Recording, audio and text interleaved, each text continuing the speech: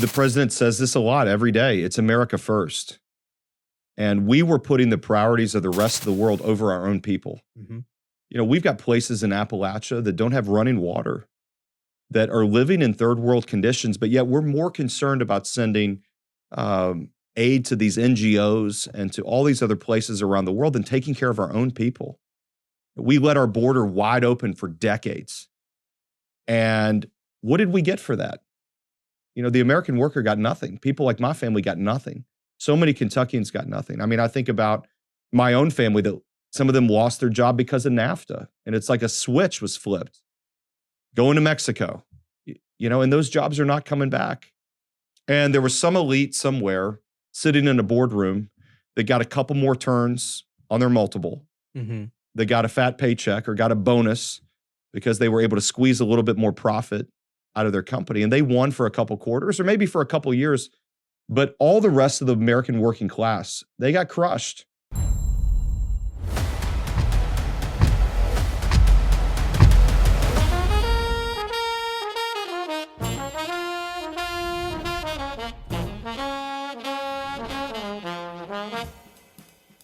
Howdy, everyone, and welcome back to Moment of Truth, the podcast of American Moment. My name is Nick Solheim, and I'm the CEO of American Moment, and I'm very glad to have you back with us this week. I know that we are very close to Christmas time and to the beginning of the new year, which means a lot of you are probably getting close to going back home to your families, spending time with them for Christmas and New Year's, which means you have more time to listen to the Moment of Truth podcast. So I would greatly encourage you to stick around for this entire episode and to go back and listen to some of our backlog, maybe some of the episodes that you've missed during the busy season that we've been having here in Washington. I'm very excited to have Nate Morris on the podcast today, who is running for the United States Senate in the great state of Kentucky. Nate was first put on my radar, actually, by my father-in-law, who saw one of his ads and his interviews on Stephen K. Bannon's War Room. And so I've kind of been hooked on him and a lot of his videos and the things that he's been talking about ever since. After spending, an hour here with him in the chair, and we went and hung out after this podcast was over, I can tell you, Nate Morris is the real deal. He is a great guy. We definitely have had a very similar life. I think he's an incredible guy, very cool, and really understands the political moment that we're in. He's been a successful entrepreneur.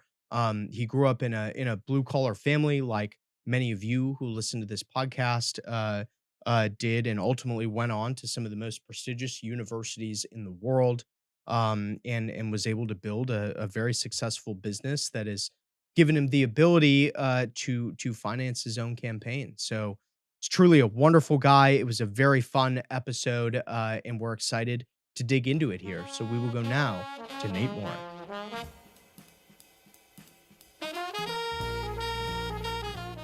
Nate, thanks so much for coming on the podcast. Oh, it's my pleasure. So happy to be here. Yeah, it's great to have you. We appreciate you taking the time from your busy campaign schedule. I saw you officially filed to run for office yesterday. And I think a lot of people here in DC, they've seen your ads, they've seen you on Steve Bannon's War Room, and they're like, man, I really like that guy. I want to know more about him. And so that's what we're here to do. Tell us, who is Nate Morris?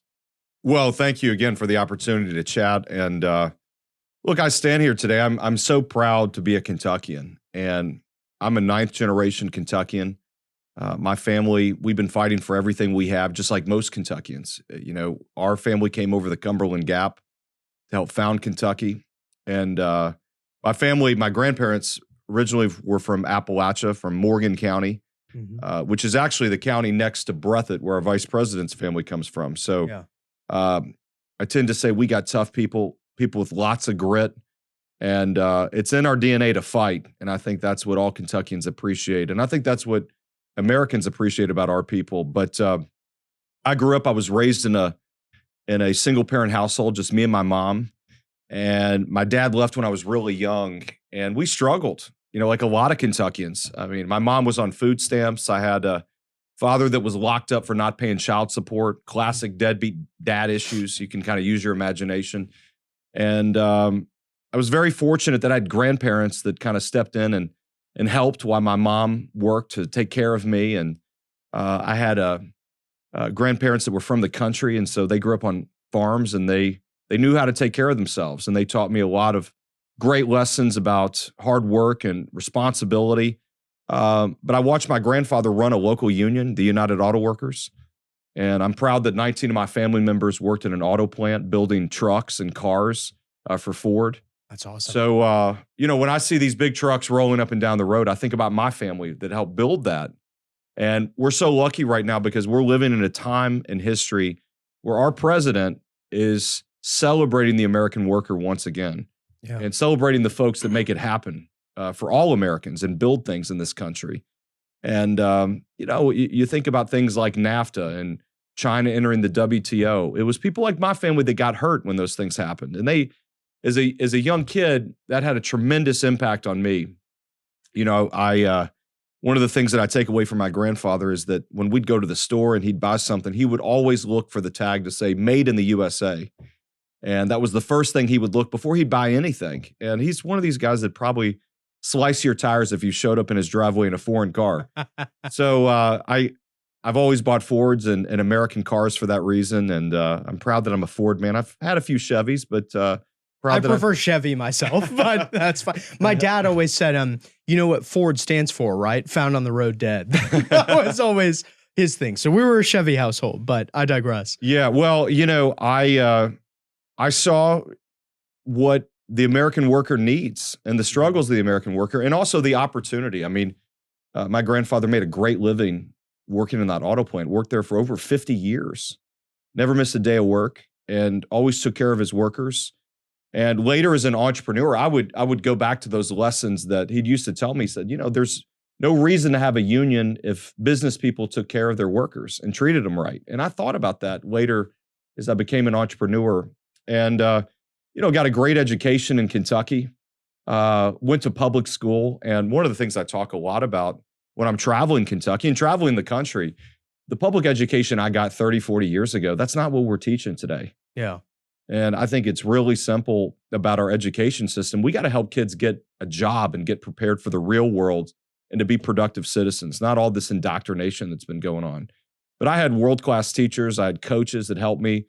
I was a pretty good football player. I thought football might be a ticket for me to get an education and ended up breaking my neck playing football. Oh my gosh, and, I didn't know that. No, and it was one of those real turning points in life because I said, I got to figure something else out here because I needed money to go to college and I needed a way to go to college. And I was very motivated to do so. So I hit the books really hard, ended up getting involved, in the community and really tried to develop myself and ended up getting a scholarship to go to George Washington University here in DC.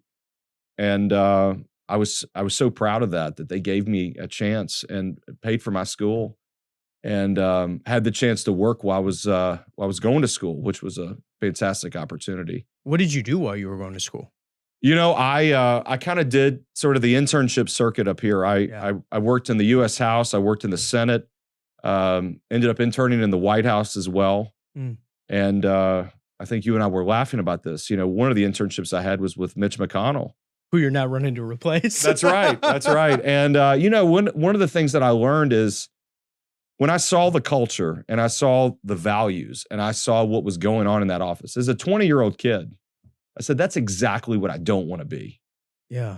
And what was it about the office at that time? It's a lot of things. I think it was, you can kind of feel the career politician kind of culture setting in. Yeah.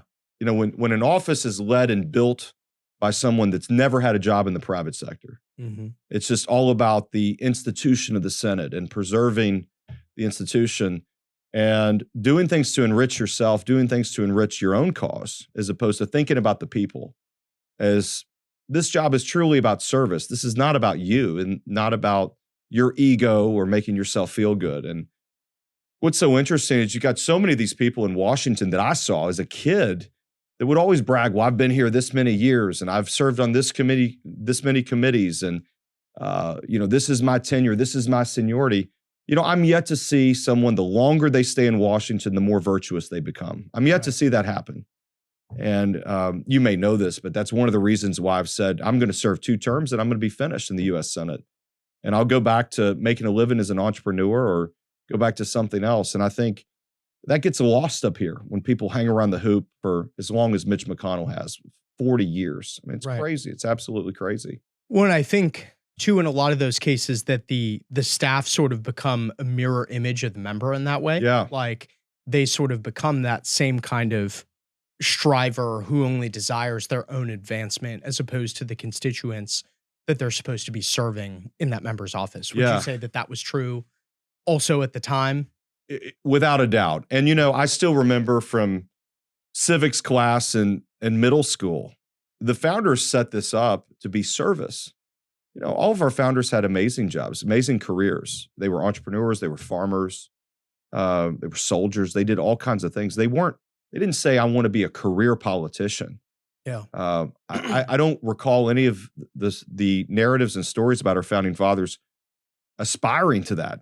They felt a call to serve and to get stuff done for the people and to serve the people while they were there. Yeah, their dad wasn't a donor or like something like that. Yeah. That whole ecosystem didn't really exist at the time. Yeah, that's right.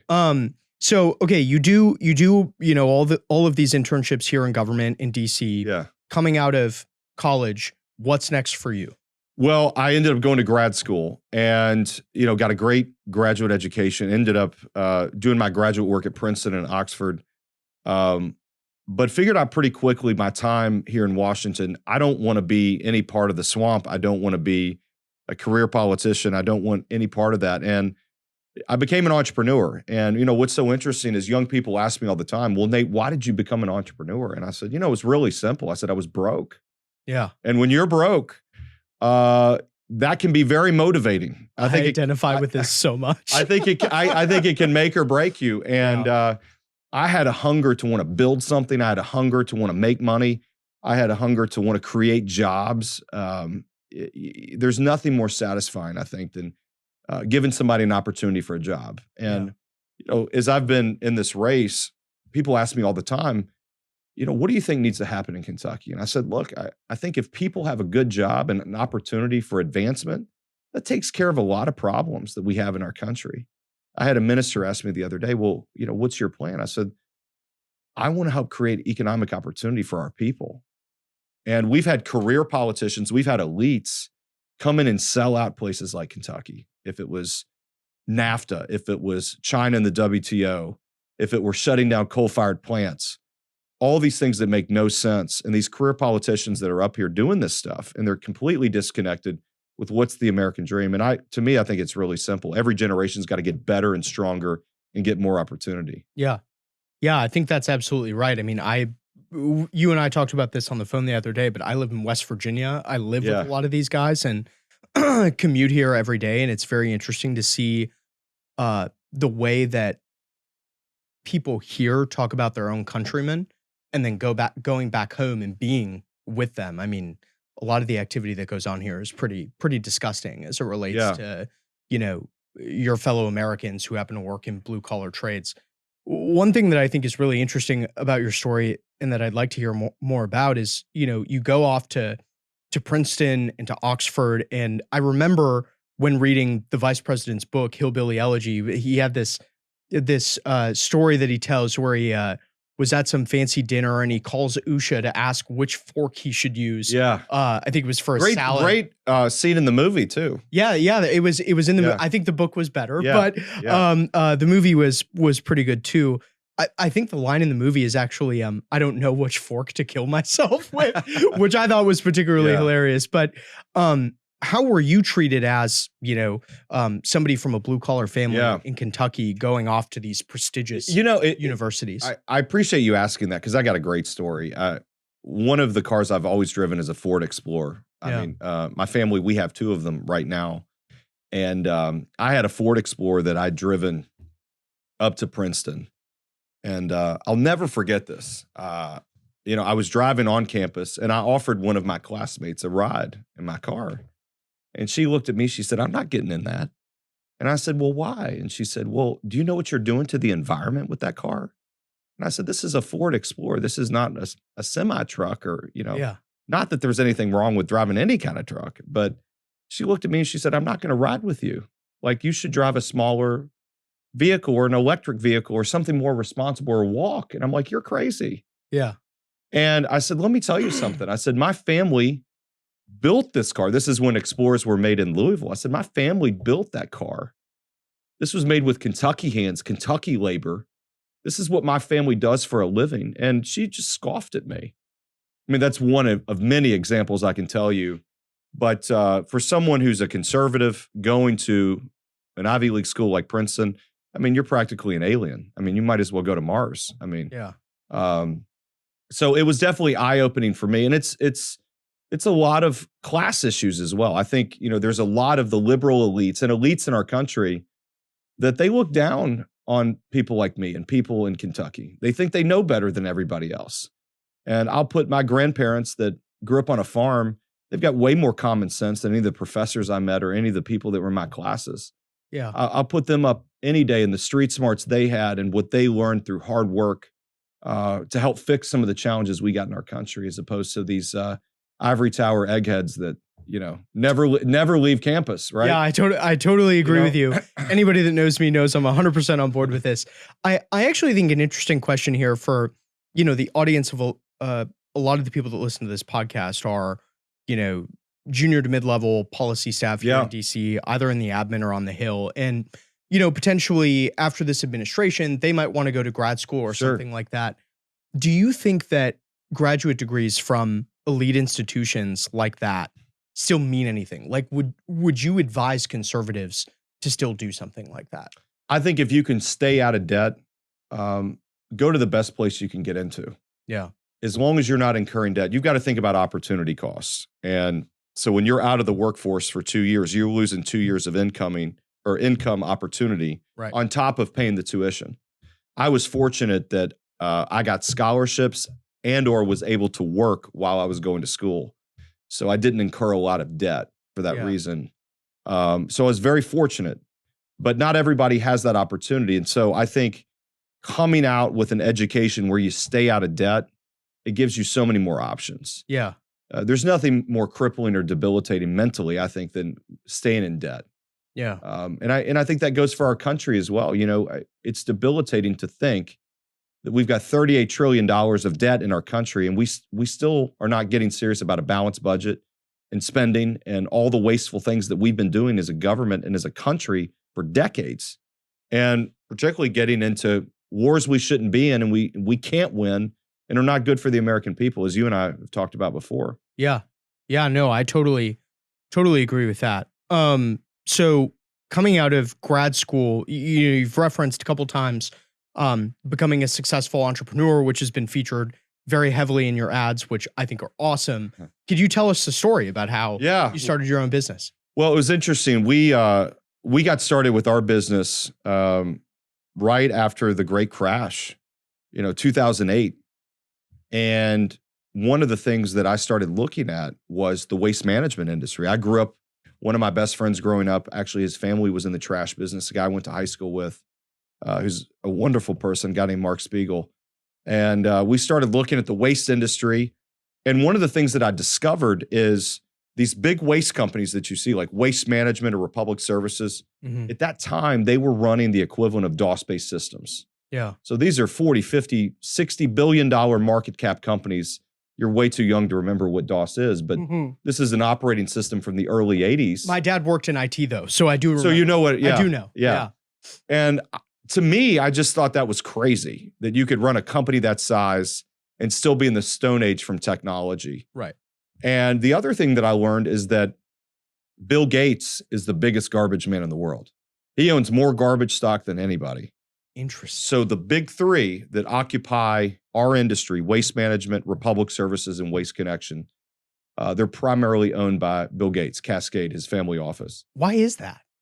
It's a great business. Okay. It's a great business. Fair enough. And it's gotten you this far. So well, what I'll say is trash is wonderful because it's got to happen. It's always got to get picked up. Great job security. Yeah. I think about what my grandfather used to tell me, job security is great and we've always got to build cars. Well, one of the things you see with the waste business, there's always going to be trash. Yeah. And what a great industry. And one of the other things that I learned is that generationally, there weren't a lot of young people going in these spaces. And we were young enough and I think naive enough to say we could make a big mark on this industry. We were in our mid to late 20s and I got started with $10,000 on a credit card. I eBayed just about everything I had to get, extra money to live and to put into the business.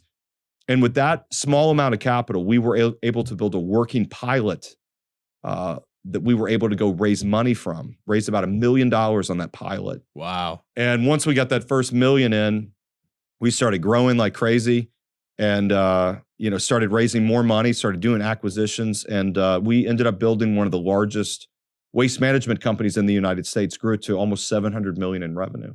Wow. So it was quite a run. Garbage has been very good to me. And I say only in America can you make money picking up trash and get rewarded the way we have. Yeah. Here's, I suppose, an interesting question. Does your wife make you take out the trash? There was a study I saw that actually it releases endorphins when you actually take out the trash. It makes you feel a sense of accomplishment. And wow. So don't tell that to my wife. So I always, I certainly don't mind doing it. My parents always taught me to pick up after myself. So yeah, that's never been hard. Yeah, no, that's very cool. How big did this company get in terms of like employees? Yeah. So by the time I left as CEO, right when we became public, we were just over 700 employees. Wow. And to give you just an idea of scale, we managed every Walmart location in the United States. We managed Starbucks, Chipotle, Apple worldwide. Wow. Some of the biggest contracts in the world. And I'm very proud that we took that revenue mostly away from Bill Gates' company. So I don't think he missed it too much. Yeah. And I think created something really special. So the model was we were able to use technology to arrange service to help reduce costs, to improve efficiency, and also to collect information about supply chain, about how we can be more effective in managing supply chains, which I think is very, very helpful to business to keep that efficiency going. Because waste tells a story. It was the original big data. If you go back to the old detective movies, the first place they would look is the trash, because trash tells a story about how you live and what you value. Right. Even going back to anthropologists, they always look, when they discover ancient civilization, they look to the trash to tell how sophisticated a society was based upon what they did with their waste. Yeah. And tell us more about your employees. Like you were saying that you learned a lot about how you thought about employing people from your grandfather. Like, say more about that. One of the things that I was insistent on is that we paid 100% of everybody's healthcare. So if you came to work at Rubicon, you didn't pay a dime out of pocket for your healthcare, for your family, or for you. Our organization is a lot smaller, but we do the same. Yeah. So very glad to hear that. And good for you for doing that. And it costs me millions of dollars a year as a company to do that, but it was the right thing to do. And like my grandfather would tell me, that if you take care of your people, they're going to take care of your customers. They're going to take care of your company. Yeah. And I was so proud that for 5 years straight, we were named one of the great places to work in the United States. We had one of the best cultures. Wow. Fast Company magazine said that we were twice one of the most innovative companies in the world. So, we did a lot with the opportunities that we were given, and I think built something really phenomenal. And I'm proud today that, the business is still about 700 million in revenue, still employs hundreds of people. And I think it's still got great days ahead for it. Yeah, absolutely. Tell us a little bit about sort of getting involved in politics from the time that you started this business to now, your ideological formation, but also what your involvement in politics was like. Sure. Before running for Senate. Well, I was a volunteer as an executive, so I think one of the ways you can be effective, you don't have to be in government, but help good people with good ideas get elected. Mm-hmm. And as a CEO, I was always looking for people to help and to volunteer, and really proud of some of the work that I did when I was CEO. But in the midst of building my company, I met a venture capitalist out west And this was about 10 years ago. And we got to talking. And he's like, "You're from Kentucky?" I said, "Yeah." He's like, "My family's from Breathitt County." I said, "Oh, really?" I was like, "My family's from Morgan County, right next door." Yeah. And we dug more kind of into our backgrounds. And we both had kind of, rough and tumble backgrounds, had some challenges as a kid. And that was JD Vance. So we met about 10 years ago. I didn't realize you guys had known each other for that long. Yeah. And we stayed in touch, for many years. One of the first things that I'm really proud that I did, he said, "Man," he said, "let me tell you," he said, "it's tough to get, Ohio, Kentucky kind of food out here west." And what he was referring to is junk food. Yeah. I love junk food. Vice president loves junk food. Me too. And, I said, "You know what? I'm going to send you something." So there's a soda called Big Red. I don't know if you've ever seen Big Red. I feel like I've heard of it. My wife's from North Carolina, so Cheerwine is the big thing in our house. But I think I've heard of it before. Yeah. So one of the first things that I did when we got to know each other, I said, "Man, I'm going to send you a care package," and it was actually a couple cases of Big Red soda. Yeah. Which is a staple of the hillbilly palate. You may know this, and he still laughs about that. He said, "Yeah, I was in this Menlo Park office and I have all this Big Red showing up, these guys eating soy and drinking lattes out there with the sugary soda showing up." But we bonded over a lot of the same cultural experiences that we had, and just became friends and stayed in touch. And he called me last year and he said, "Nate," he said, "it's likely that Mitch McConnell is going to retire. And would you take a look at maybe running for the U.S. Senate to run for that seat?" And I said, "JD," I said, "I haven't really thought about it." And I was so inspired by him because he'd had so much success, that year and a half that he was in the Senate. I mean, he did so many amazing things and made such a mark on DC. You remember? Yep. And I said, "Wow." I said, "Watching you," I said, "you've had such a run already. You've had a big impact very early in your career." And I learned that my wife and I were expecting our first child. And, I said, "JD, you've picked kind of an interesting time." I said, "I've been married 13 years and I got my first kid on the way." We didn't know if it was going to happen. And we got so lucky and so fortunate that my son was born 5 months ago. And I just had gotten into another company in the insurance business, a company called Republic Financial. And I said, "Well, let me think about it." And one of the folks that I talked to was Charlie Kirk. Yeah. I said, "What do you think about this?" And he said, "Let me tell you something." He said, "If you run for this seat," he said, "it is so important that we get rid of the McConnell Mafia in Kentucky." He said, "I will come to Kentucky and I will help you launch your campaign. That's how important this is, that we got to have outsiders, people that are not career politicians, people that don't need the job." And we've seen what Mitch has done. He stabbed the president in the back over and over again. For 10 years. For 10 years. And he voted for amnesty over and over again. Yep. He left our border wide open. And, and Mitch is one of these guys that goes around Kentucky, beating his chest about all the stuff he's done. And, after 40 years, you ought to have something to talk about, Yeah. So, I mean, that's not an accomplishment. It's like, you should do something. You've been there for 40 years. Yeah. Confirming judges is not the only thing that you can do. Like you can achieve actual policy wins. Because that's always the rejoinder from his crowd is right. Like, "We confirmed a lot of judges." It's like, yeah, but beyond that, like, have you actually made the lives of the American people through policy better? And what's so interesting about that is there would be no judges without President Trump. That's exactly right. That's Trump's court. That's not McConnell's court. That's Trump's court. And they can talk till they're blue in the face, but without President Trump, that would have never happened. Yep. And what's so interesting, before I announced, I had dinner with Ted Cruz. And, Ted's an interesting guy, such a smart person. And, he was talking about the courts. And he said, "Actually, that was my idea about Merrick Garland." And I said, "What are you talking about?" He said, "Well, I'm the one that came up with the precedent that we weren't going to seat Merrick Garland. Like I figured out the precedent, how we were going to package it." And he said, "I was getting ready to discuss this at the South Carolina debate after the passing. And McConnell found out about it, so he rushes back to Washington, D.C. so he can do it and take credit for it." And nobody, That's so typical. Not a lot of people know that story. And Yeah. I said, well, that says it all. I said, there you go. And, a lot of people said, you've been really tough on Mitch. And I said, look, he's been there for 40 years. He hasn't taken a lot of criticism at home. And we've got to have people that are tough. We've got to have people that are ready to fight. These are tough times. And people like Mitch McConnell have put our country in a position, $38 trillion in debt, left our borders wide open, gotten us into the Ukraine, put all this lawfare on the president.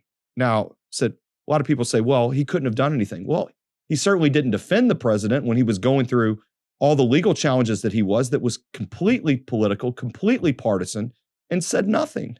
And he continues to vote against the president's nominees when they come to the floor. I mean, and what's so different or disappointing about that, and really makes me enraged. Kentucky voted for Trump by 30 plus points.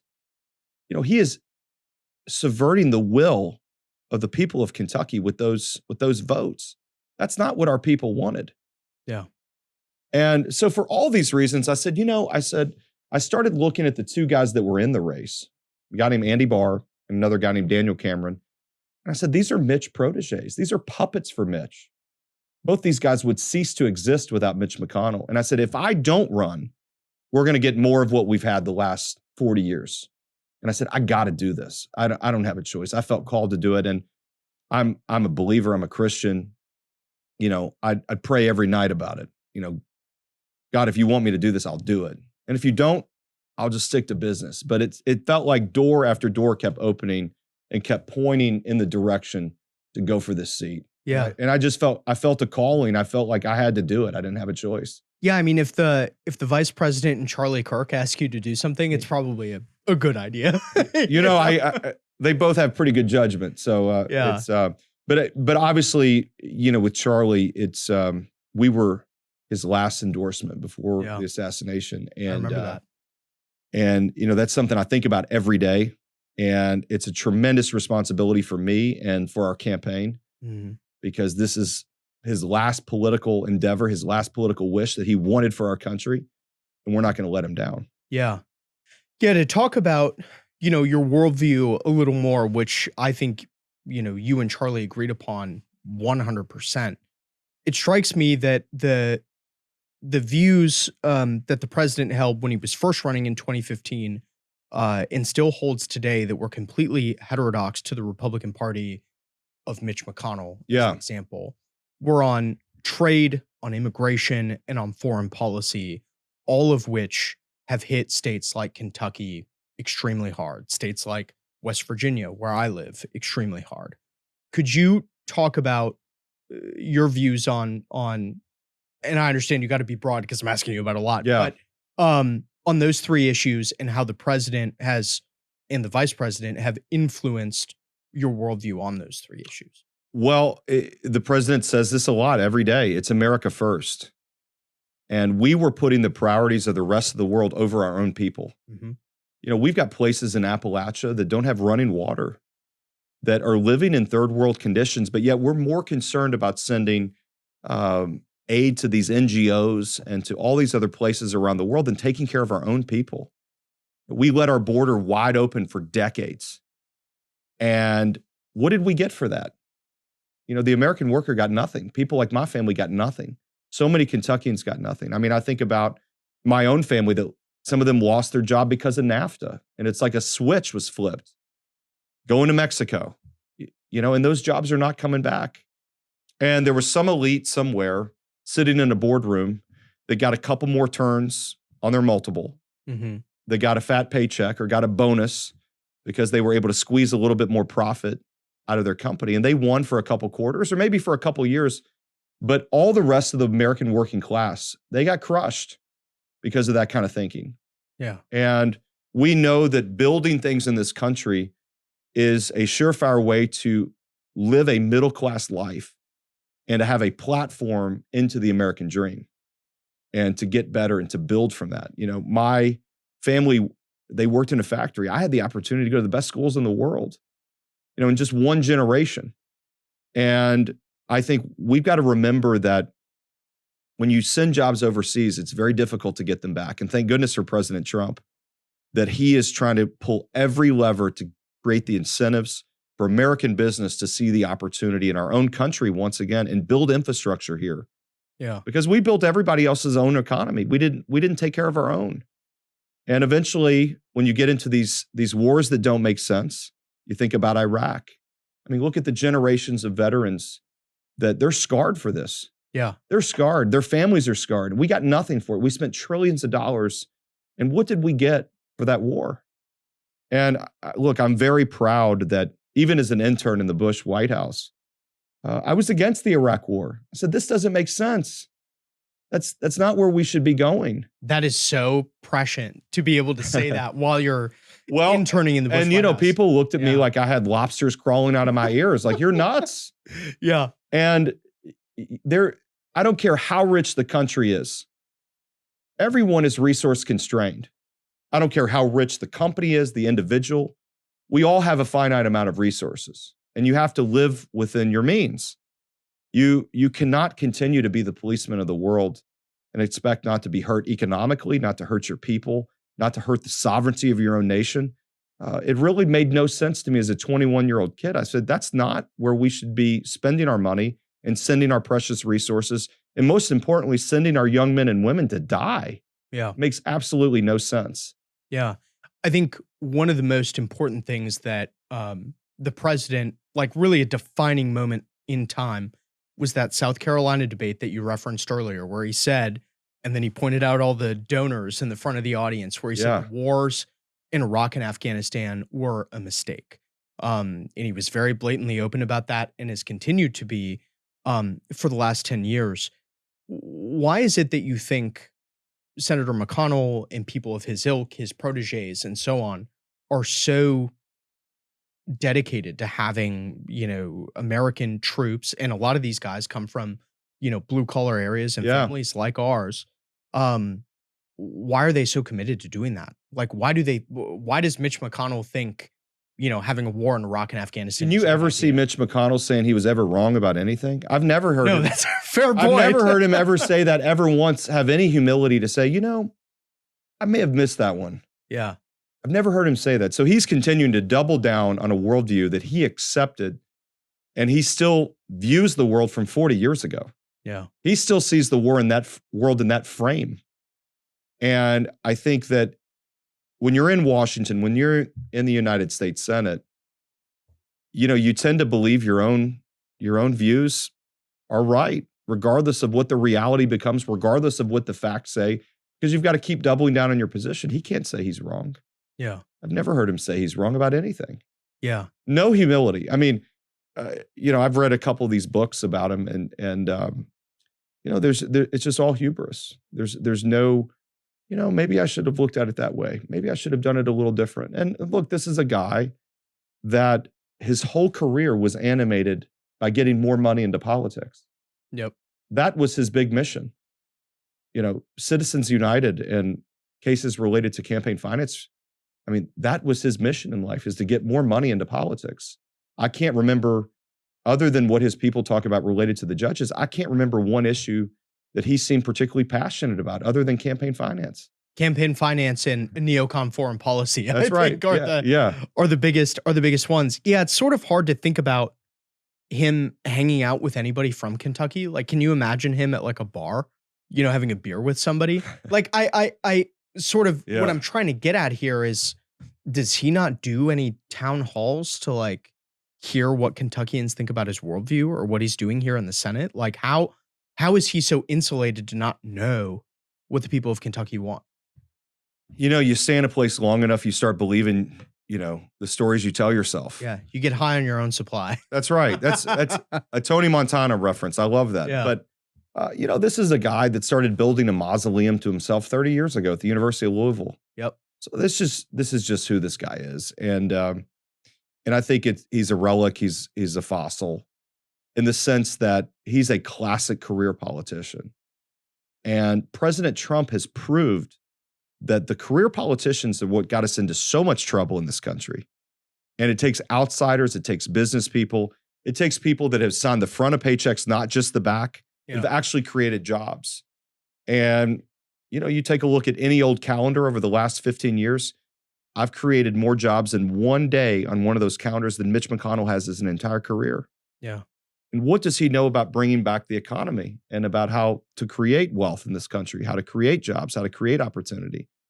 And I look at my two opponents and they accept the premise of the way he accepts the world and looks at the world. And that's what was so alarming to me and compelled me to get in this race. Yeah. And we cannot have more of that. Yeah. In terms of a lot of the guys that are currently in the Senate, who, if you were kind of to map yourself on top of the Senate, who do you most admire? Who would you most like to emulate, that really fits your ideological worldview? Well, one of the folks that I'm so proud that has endorsed us is Bernie Moreno. Mm-hmm. And Bernie is just a force of nature. I mean, he has come and taken the Senate by storm. I look for Bernie to even get into Senate leadership here, next Congress. And he's not a career politician. He's a business guy. He thinks practically. He's focused around common sense and getting things done. And that's one of the great honors that I've had professionally is his endorsement and what that means. But I also think he's a great model for what leadership looks like that's coming from the outside, that's coming from a place of job creation as opposed to just hanging around the hoop for generations and racking up seniority and telling these war stories about, the Senate's a museum and we have to preserve this or preserve that. I mean, we're living in really tough times right now. And you may have seen this, but I've called that we should nuke the filibuster. And people say, it's pretty aggressive. But my belief is we got to get while the getting's good. And we know the moment that the Democrats get back in power, they're going to get rid of the filibuster and they're going to get rid of the blue slips with our judges. Yep. And we got one shot right now. We've got the wind at our back. We've got the Congress. We've got the executive. We have got to move. Like our life depends on it, like our culture depends on it. Charlie and I used to talk about all the time that this political arena that I'm entering, this is not Republican versus Democrat. This is good versus evil. Yep. And this is a battle for Western civilization. And we are ingesting so much from the third world and these third world values. And I think it's real simple. You shouldn't come to America if you don't admire the West. You don't admire our values. You don't admire our beliefs. You don't belong here. And I think that's one of the crises that we're having in our country today is that we think just taking anybody from anywhere is a good idea. Yeah. That's not conducive to building the country that has made us successful, since our inception. Yeah. Well, and the interesting thing too on nuking the filibuster is, and this has kind of become a meme online, but we're the only side that plays by the rules anymore. And exactly like you said, I mean, it is going to be one of the first things that they do so they can ram their agenda through. Right. And I think it's very important that while we have the opportunity and while we have the president in office, that we have a Senate that's willing to execute on his agenda. Yeah. And, a lot of these guys like Mitch, they view the Senate as some gentleman's club or some museum. And they're like, oh, that's Senate decorum. Look, I don't care about Senate decorum. What I care about is having a chamber that works for the American people and protects our people and gives our people opportunity. That's what the Senate should be about, and preserving our Constitution. It shouldn't be just about these gentlemen's rules that were set up 100 years ago that make no sense right now. Yeah. They never envisioned the radical left to be what it is today, to be so destructive, and to want to destroy Western civilization, destroy our country, because that's what they're trying to do. Yeah. And that's why we got to have people that are so tough and ready to fight. Well, that's another really interesting point. Like a lot of the flax for McConnell and some of the other senators like him, their line on this has sort of been acting like the filibuster was in the Constitution, not something that was created under the Wilson administration like 100 years ago. Yeah. You're telling me now for the first time, Well, they mark it up to be something like that. Yeah. And all this is some act of decorum from the Senate. This has nothing to do with what our founders envisioned. It has nothing to do with our Constitution. It's a gentleman's rule. And there's not a lot of gentlemen right now in the Senate. Yeah. And they're not playing by the rules, the people that are trying to come after us. And that's why we got to get tough and we got to fight. Well, yeah. And it was a legislative body intended for debate which we never have anymore. There's only ever like one guy in there talking. Right, So right. it's the rules that we've come up with in the last 100 years are truly a sight to behold. Well, sir, I know you've got a lot of other things that you got to run around and do here in DC so that you can head back to Kentucky. Thank you so much for the time that you've spent here. And where can people find out more about you and your campaign and all of that? Well, please go to my website, natemorris.com. Follow me on X at Nate Morris. Be part of this movement. Be part of this campaign. Donate to the campaign. We need your donations. I'm funding a lot of this campaign myself with my own money. That gives me a lot of flexibility to say things that career politicians can't say. I'm very proud of that. But I need your support from around the country because we're up against 40 years of incumbency. And it's going to take every nickel to be victorious come Election Day. Great. Thank you so much for coming on Moment of Truth. Oh, it's my pleasure. Thank you for having me.